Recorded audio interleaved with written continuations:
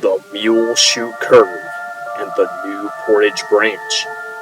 Once a futile attempt by the state of Pennsylvania to compete with its own privately owned railroad, called the Pennsylvania Railroad.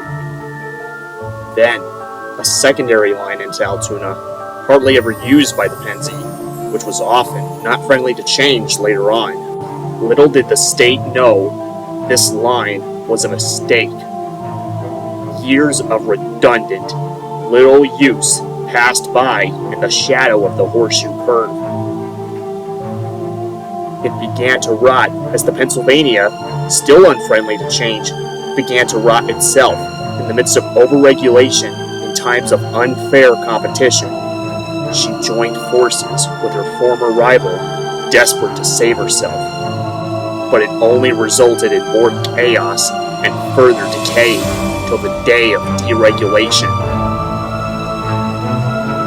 Though most lines recovered, the New Portage line was unwanted, redundant to her new owners. And so, they pulled the line up, leaving trails to be formed and new homes to be built on its corpse.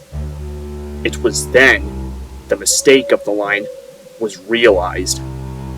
Legend says that every Halloween night, locals and workers claim to see the ghostly image of trains passing through places they'd never see them in. They hear ghostly whistles, ominous horns, followed by the haunting sounds of steel wheels pounding steel rails in places they are no longer in.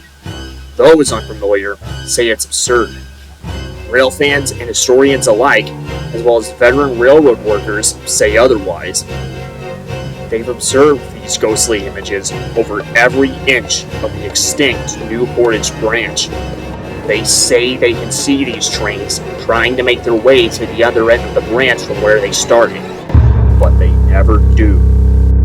Perhaps it's the ghosts of past railroading warning us to stop tearing up railroad tracks, or they will haunt us until all of the line is put back in place. The New Portage branch, unfortunately, will never be restored to its original alignment. And so, the people nearby it every Halloween night will be haunted for eternity. Let this be a warning to those who want to pull up railroad tracks. No matter their use, it's best to let the rails stay, should the chance to be used by rail traffic ever come again.